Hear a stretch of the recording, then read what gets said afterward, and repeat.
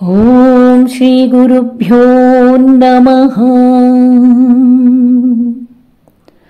గురుర్బ్రహ్మా గురుర్విష్ణుః గురుదేవో మహేశ్వరః. గురుదేవ పరం బ్రహ్మ తస్మై శ్రీ గురవే నమః. అజ్ఞానతిమిరాంధస్య జ్ఞానాంజనశలాకయా చక్షురున్మీలితం యేన తస్మై శ్రీ గురవే నమః. అఖండమండలాకారం వ్యాప్తం యేన చరాచరం తత్పదం దర్శితం యేన తస్మై శ్రీ గురవే నమః. అనేక జన్మ సంప్రాప్త కర్మబంధ విదాహిని ఆత్మజ్ఞాన ప్రదానేన తస్మై శ్రీ గురవే నమః. మన్నాద శ్రీ జగన్నాథో మద్గురు శ్రీ జగద్గురుః మమాత్మా సర్వభూతాత్మా తస్మై శ్రీ గురవే నమః. బ్రహ్మానందం పరమసుఖదం కేవలం జ్ఞానమూర్తిం ద్వంద్వాతీతం గగనసదృశం తత్వమస్యాదిలక్ష్యం. ఏకం నిత్యం విమలమచలం సర్వధీ సాక్షిభూతం భావాతీతం త్రిగుణరహితం సద్గురుం తం నమామి. సద్గురుం తం నమామి. గురు పూర్ణిమ, ఆషాఢ పూర్ణిమ, వ్యాస పూర్ణిమ. పూర్ణిమ అనే పేరులోనే మన జీవితంలో పూర్ణ ప్రకాశం, పూర్ణత్వం అనే అర్థం స్ఫురిస్తుంది. ఇక గురు అంటే, గు అంటే ప్రకాశం, రు అంటే అంధకారం, ఊ అంటే ఉఫ్ అంటే పోగొట్టేవాడు, చెరిపేసేవాడు. గురువు అంధకారాన్ని పోగొట్టి పూర్ణ జ్ఞానాన్ని అందించేవాడు గురువు. అంటే జన్మ జన్మల నుంచి మనం మోసుకుంటూ వచ్చే పాప పుణ్యాలను తొలగించేవాడే గురువు. సహజంగా చిన్నప్పుడు మనకు చదువు చెప్పి ప్రపంచ విషయాలను తెలియజేసేటటువంటి వాళ్ళు టీచర్ అంటారు. శాస్త్రజ్ఞానాన్ని బాగా తెలుసుకొని ఆచరిస్తూ చెప్పి సంస్కారాన్ని బోధించేటటువంటి వాళ్ళు ఆచార్యులు అంటారు. ఇంకా అనుభవంతో ఉండి శాస్త్ర విషయాలు అంతరంలో అనుభవాన్ని నింపుతూ జీవితాన్ని సన్మార్గంలో నడిపిస్తూ ఉండేటటువంటి వాడు గురువు. గురువు అనుగ్రహం అనేది ఎప్పుడు వర్షిస్తూనే ఉంటుంది. కానీ అందుకునే అర్హత శిష్యుడికి ఉండాలి కదా. ఎవ్వరూ కూడా చెప్పేవాళ్ళు లేక చెడిపోలేదు, వినేవాళ్ళు లేకనే అజ్ఞానంలో పడిపోతున్నారు. కనుక మనకు ఎవరి దగ్గర ఉన్నతి కలుగుతుంది గ్రహించుకోవాలి. ఏ మాటల వల్ల మనం ఉద్ధారకం చేసుకోగలుగుతాము అనేది అర్థం చేసుకోవాలి. ఏ మాటలు మనలో శాంతి కలిగిస్తుంది అనేది గమనించుకోవాలి. అంతరంలో ఉన్న సంస్కారాలను, మన లోపల ఉండే సంస్కారాలను మేలుకొలిపి జ్ఞానము విజ్ఞానము ఈ రెండింటినీ ఎవరు అందిస్తున్నారు? ఎవరు తెలియజేస్తున్నారు అంటే అది గురువు మాత్రమే అందించగలడు. ఆ మార్గంలో నడవడం జన్మ సంస్కారాలను బట్టి ఆ గురు బోధ మనకు లభ్యమవుతూ ఉంటుంది. అయితే దానివల్ల మనస్సు ప్రపంచ వాసనల నుండి కాస్తంత పక్కకి తొలగి వైరాగ్య భావాలు కలుగుతూ ఉంటాయి. అంటే ప్రపంచ వాసనలలో అంటే ప్రపంచ విషయాలలో విరక్తి పుడుతుంది. అప్పుడు ప్రపంచ విషయాల మీద కాస్తంత రోత పుడుతుంది. బుద్ధిలో జ్ఞానం బాగా వ్యాపకంగా విస్తరిస్తుంది. శాస్త్రం మీద శ్రద్ధ కలుగుతుంది. గురువు మీద విశ్వాసం కలుగుతుంది. ఆ విశ్వాసంతో అధ్యయనం మొదలవుతుంది. అధ్యయనంతో ధర్మమా అధర్మమా అనే విచక్షణ తెలుస్తుంది. ఆ విచక్షణతో గురువు నడిపించే మార్గాన్ని వదలకుండా ఏదైతే ఆ మార్గంలో నడిపిస్తూ ఉంటాడో ఆ మార్గమే శ్రేయోదాయకం, శ్రేయో మార్గము. శ్రేయో మార్గాన్ని గురువు నడిపిస్తూ ఉంటాడు. మనం ప్రేయో మార్గంలో నడుస్తాము, గురువు మా ప్రేయో మార్గాన్ని తీసేసి శ్రేయో మార్గానికి నడిపిస్తాడు. అది గురువు చేసేటటువంటి, మనలో ఉన్న అంధకారాన్ని తీసేసేటటువంటి వాడు గురువు. అందుకే ఈ వ్యాస పూర్ణిమ మనలో పూర్ణత్వాన్ని నింపి పెడుతుంది. గురువు అనుగ్రహాన్ని పుష్కలంగా తీసుకోగలిగేటటువంటి సామర్థ్యం ఈరోజు మనలో ప్రతి క్షణం, ప్రతి నాడి, ప్రతి కణము, ప్రతి ఇంద్రియము, ప్రతి అంతరంలో జరిగేటటువంటి క్రియలన్నీ కూడా సాక్షిభూతంగా చూసేటటువంటి స్థితి గురువు వల్ల మనకి సాధ్యమవుతుంది. గురువు అనుగ్రహంతోనే సాధ్యమవుతుంది. ఈ శ్రేయ మార్గం నిజానికి చాలా కష్టంతో కూడుకున్నటువంటి మార్గమే, కాదనట్లేదు. కానీ గురువు సహకారం ఉంటే మాత్రం చాలా సులభమవుతుంది. అయితే ఈ శక్తి ఫలించటానికి సాధకుల ప్రయత్నం కూడా చాలా అవసరం. గురువు ఎప్పుడు కూడా జ్ఞాన వర్షాన్ని కురిపిస్తూ ఉంటాడు, కానీ తీసుకునే అర్హత శిష్యుడికి ఉండాలి కదా. శిష్యుడు మనస్సు పవిత్రం చేసుకోవాలి కదా. ఆధ్యాత్మికతకు, నన్ను నేను తెలుసుకునే స్థితికి ఎదగాలి కదా. అయితే ఆ ప్రయత్నం అనేది శిష్యుడు ఎలా చెయ్యాలి? స్వల్ప ప్రయత్నం చేసినా చాలండి. గురువు అనుగ్రహం తోడైతే స్వల్ప ప్రయత్నం అటువైపు చూస్తే చాలు. ఎంత సులభం అంటే సూర్యుణ్ణి మనం చూడడం లాంటిది. తల పైకెత్తి సూర్యుణ్ణి చూడటానికి ఏమంత కష్టం? అలాగే కళ్ళు మూసుకుని మన అంతరంలో ఉన్నటువంటి అంతర్జ్యోతిని, ఆ పరమ పురుషుణ్ణి, నన్ను నేను తెలుసుకోవడం అంత సులభం. అంటే నన్ను నేను చూసుకోగలగాలి. అది నాలో ఉండే ఒక ప్రకాశం. దీన్ని అనుభవించడమే నేను చెయ్యవలసింది. తెలుసుకున్నది కొంచెమైనా సరే ఆచరణ అనేది ముఖ్యమైనటువంటి విషయం. ఇది గురువులు ఎప్పటి నుంచో మనకి చెప్తూనే వచ్చారు.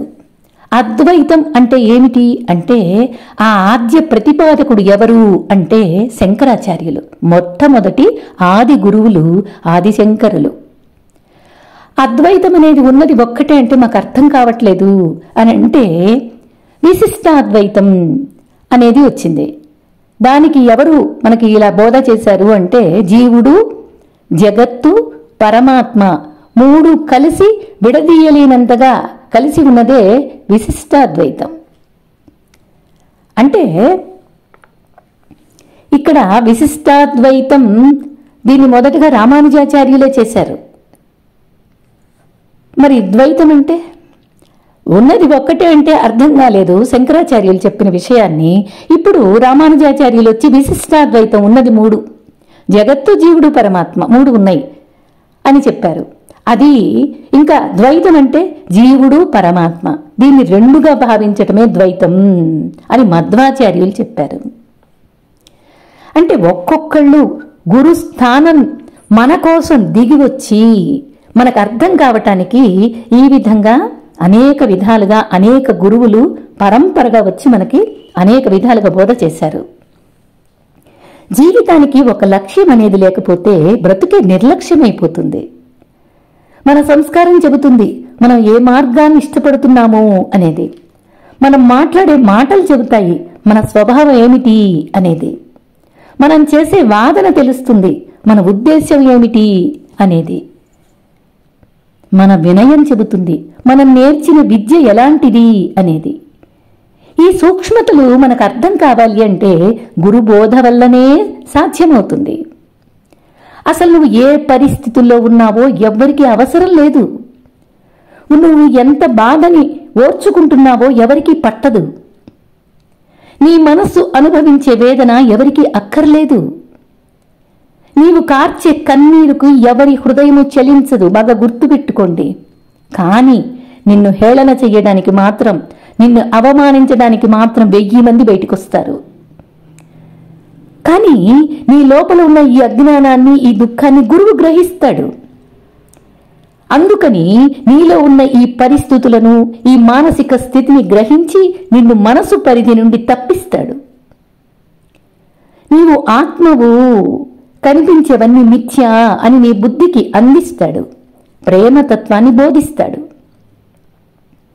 తత్వ రహస్యాలను, సూక్ష్మతలను గురువు ద్వారా మాత్రమే తెలుసుకోవటం సాధ్యమవుతుంది. త్రిగుణాల నుండి త్రిగుణాతీత స్థితికి తీసుకువెళ్ళిపోతాడు గురువు అనేవాడు.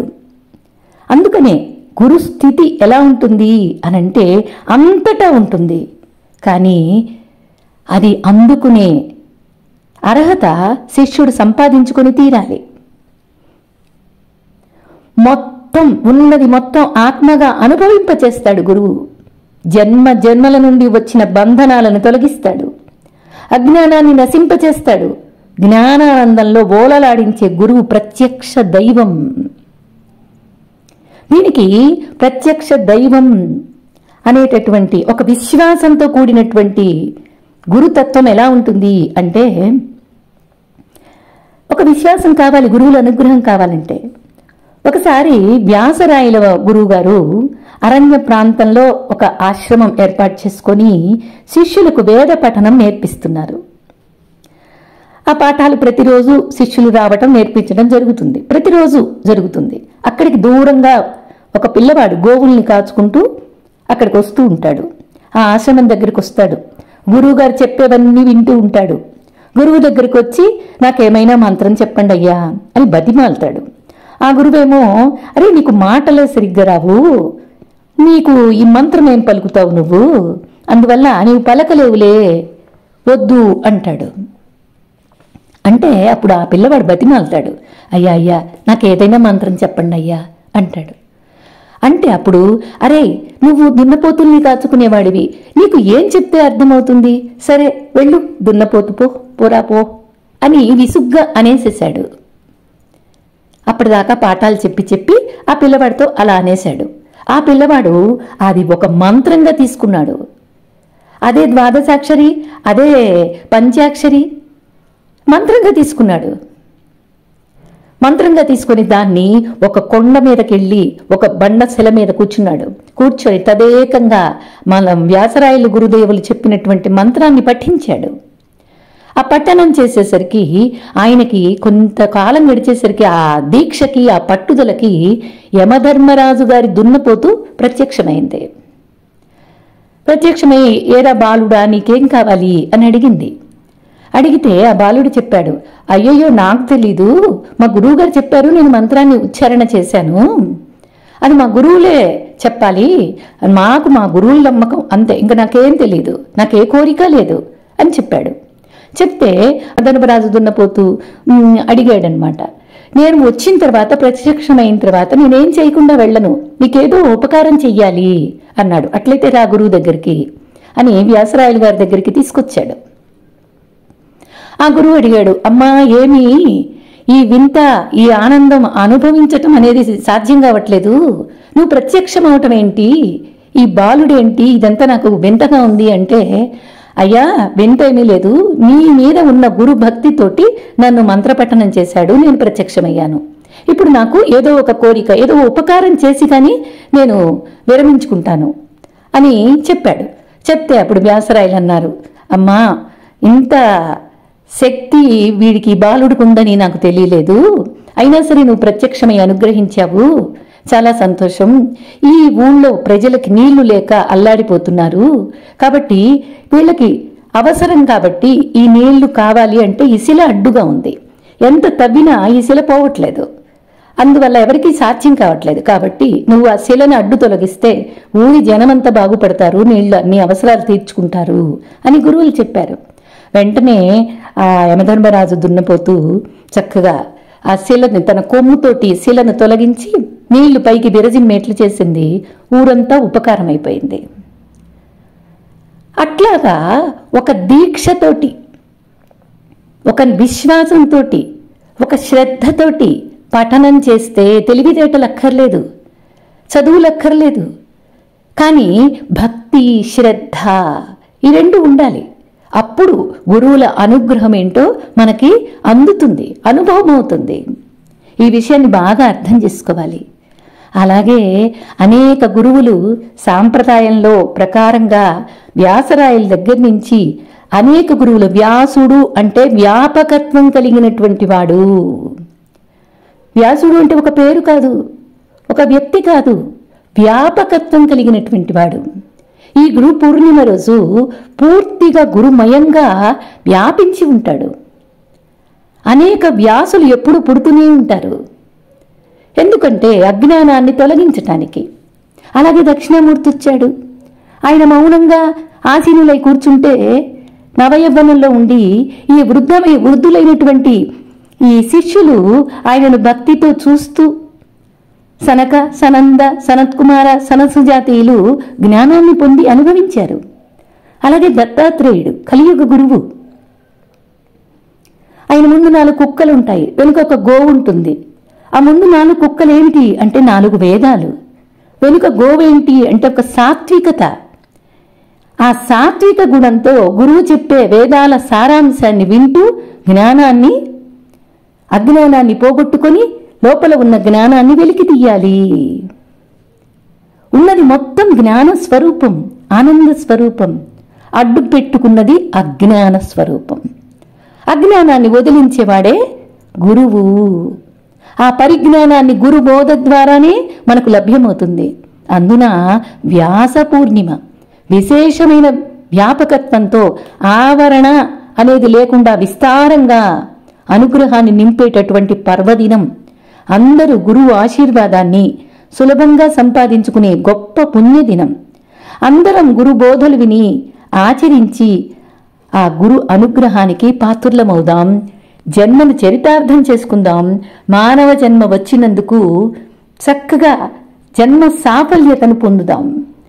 అందుకు ఉపనిషత్తుల సారాంశము, భగవద్గీత మనకు సహకరిస్తాయి. అదే గురువుల బోధ ద్వారా వింటే మనకి ఆధ్యాత్మిక ఉన్నతి కలుగుతుంది, మనకు మనం ఉద్ధరించుకొని సాఫల్యతను పొందగలుగుతాము. హరి ఓం. శ్రీ గురుభ్యో నమః.